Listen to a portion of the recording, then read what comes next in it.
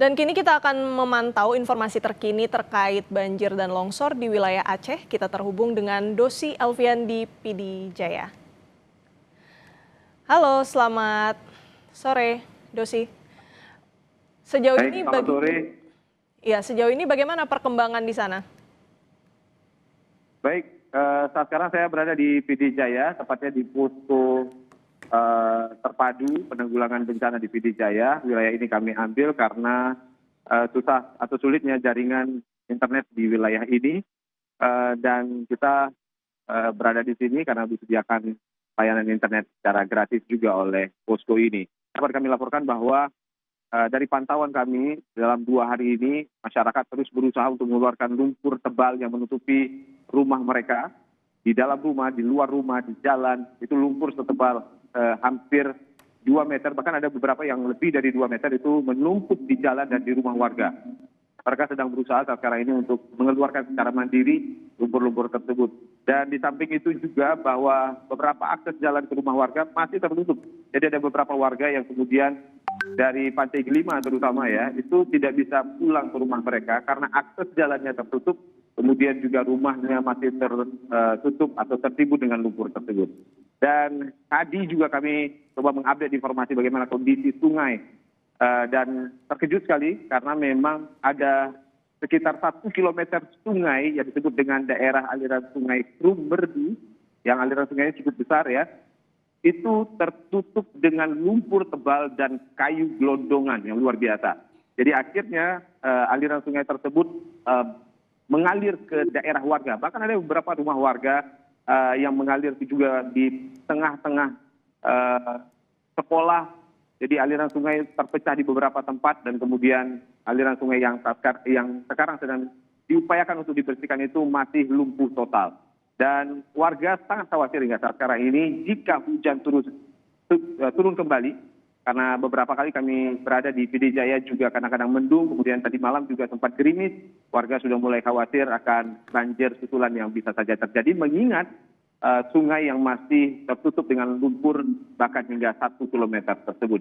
Hingga saat sekarang ini pemerintah dan juga kami melihat langsung di lapangan mengerahkan alat berat sekitar 8 unit untuk mengeruk kembali sungai yang tertutup lumpur tersebut.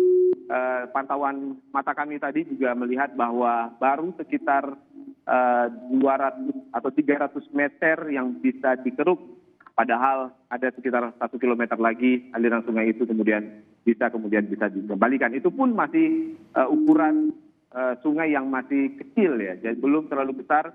Mengingat sungai itu juga cukup lebar yang biasanya memang mengaliri air di daerah tersebut. Oleh karena itu, akhirnya beberapa desa di 2 kecamatan paling tidak, yaitu di 2 kecamatan, diantaranya juga ada Merdu, kemudian juga ada di Kecamatan Merah 2, itu tertimbun, di 2 kecamatan tersebut harus mendapatkan luapan air yang luar biasa serta gelondongan kayu, seperti itu. Dosi, jadi yang kami tangkap ini berarti masih banyak membutuhkan bantuan khususnya untuk alat berat ya, untuk membersihkan dan juga menahan air yang mengalir ke rumah warga. Baik, benar sekali. Hingga tadi juga kami pantau bahwa di lokasi memang jumlah eskavator atau alat berat itu sangat sedikit mengingat banyaknya lumpur tebal dan kemudian juga kayu gelondongan yang ada di lokasi tersebut.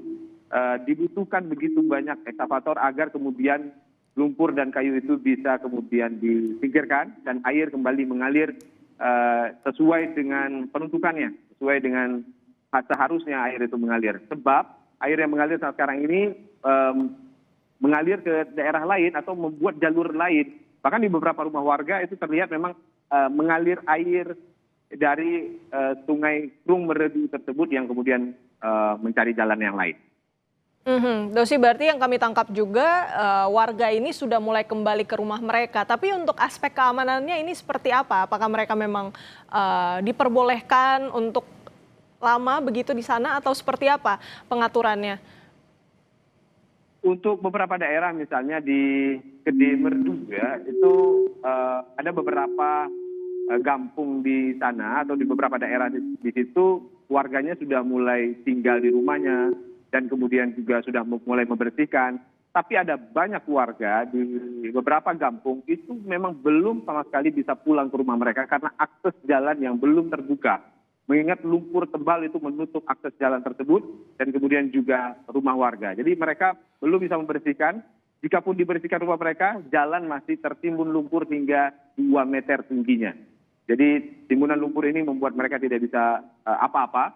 Dan juga dengan listrik yang memang tidak hidup sama sekali di beberapa daerah, ya di beberapa kampung atau desa kalau disebut di sini ya. Itu tidak bisa dialiri listrik, mengingat beberapa instalasi listrik mereka di rumah itu juga tertimbun lumpur. Ada juga beberapa fasilitas listrik yang tumbang, membuat mereka agak sulit untuk bisa kembali ke rumah.